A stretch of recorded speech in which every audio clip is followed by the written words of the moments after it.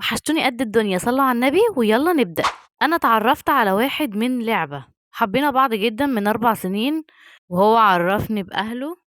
يا اختي قميلة. وفي يوم اكتشفت ان هو بيكلم حد تاني، ولما واجهته قال لي مجرد اصحاب، وبدأ اهتمامه بيا يقل، ونهى الموضوع ده، وبقالنا 4 سنين نعرف بعض.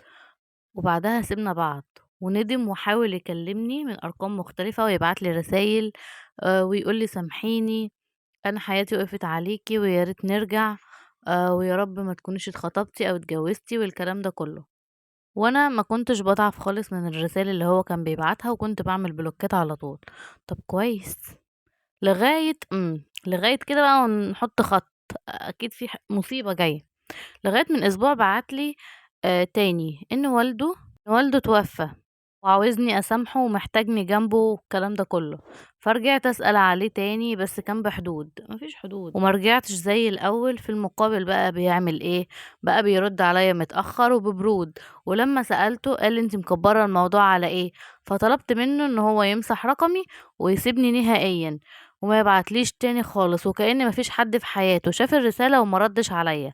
هو بالنسبة لي كان أول حب ليا، وكان أول حاجة ليا في حياتي، والحياة مش بتقف على حد. بس المشكلة بقى عندي خوف من أي علاقة. أنا عايزة أنساه، بس كل ما أحاول أنساه بلاقيه بيبعتلي رسالة يفكرني بأيام زمان والأيام الحلوة اللي كانت بينا وكل حاجة بينا. أنا ما كنتش بفكر فيه أصلا بقالي فترة كبيرة، وقلت له أنا خلاص مش عايزاك، وشيلني من حياتك وشيلني من دماغك. بس أنا مش عارفة أعمل إيه، وندمت إن أنا رديت عليه. واللي ساعدني الفترة اللي فاتت دي الأدوية النفسية. أعمل إيه؟ أدوية نفسية إيه؟ أنتِ كبرتِ الموضوع أوي، إيه ده؟ مبدئيًا بقى الأدوية النفسية من غير دكتور دي كارثة، يعني تقطعيها فورًا، أو تروحي بقى لدكتور تقولي له أنا كنت باتعالج أو كنت باخد الكلام ده من دماغي، شوفي بقى هو إيه الدنيا تبقى ماشية معاكِ إزاي. لإنه ده غلط جدًا. الأدوية النفسية دي لازم الدكتور هو اللي يكون كاتبها، ما ينفعش تتاخد من الدماغ كده خالص. تاني حاجة بقى، اللي هو أنتِ يعني إيه تتعرّفي على حد من لعبة؟ هو أنتِ أصلًا، أنا ما أعرفش الألعاب دي بتتلعب إزاي بصراحة، وعمري ما جرّبتها. بس أنا كل اللي أعرفه إنِّك ما بتشوفيهوش ولا هو بيشوفِك، بيتهيأ لي بتسمعوا صوت بس، صح كده والّا إيه؟ ما علينا. عرفتيه واتعرّفتوا على بعض كأصدقاء في لعبة، بس اللعبة تخلص أو الgame يخلص، خلاص كل واحد بيروح لحاله، كل واحد بيروح لحياته. إيه اللي دخّل بقى العلاقات والحب والمشاعر والكلام ده كله في لعبة؟ زي ما هي ابتدت بلعبة هتخلص بلعبة. هو لا حبِّك ولا هيحبِّك، وزي ما أنتِ بتقولي راح عرف واحدة تانية أو عرف حد تاني، ما هو لازم يعرف حد تاني. هو أنتِ أصلًا كنتِ بالنسبة له إيه؟ علشان كنتِ بالنسبة له واحدة في لعبة. فالموضوع أصلًا مش مُريح يعني، لأ. فزي ما هي ابتدت بلعبة، انتهت بلعبة، وخلاص. أنتِ لا تعملي لا ت ل اسمها إيه، لا تروحي لدكتور نفساني ولا تاخدي أدوية نفسية ولا تتعبي نفسيتِك أصلًا، ما تلعبيش أصلًا اللعبة دي تاني. ولو لعبتيها يبقى كل اللي في اللعبة أصدقاء. وقت ما تخلص اللعبة أو وقت ما يخلص الgame خلاص، ما تعرفيش حد فيهم تاني، خلاص. دي يا حبيبة قلبي بتبقى علاقات وهمية.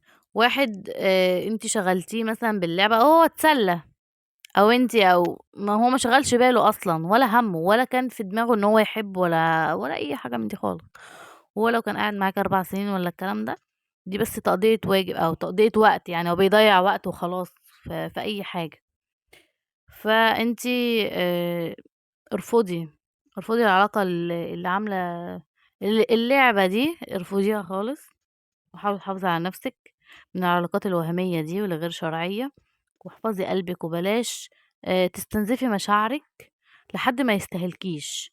خلّيكِ للي يستاهلِك ويقدّر تعبِك، علشان يدخل بيكِ البيت من بابه، يدخل لِك البيت من بابه، ويختارِك تبقي زوجة لأم عياله.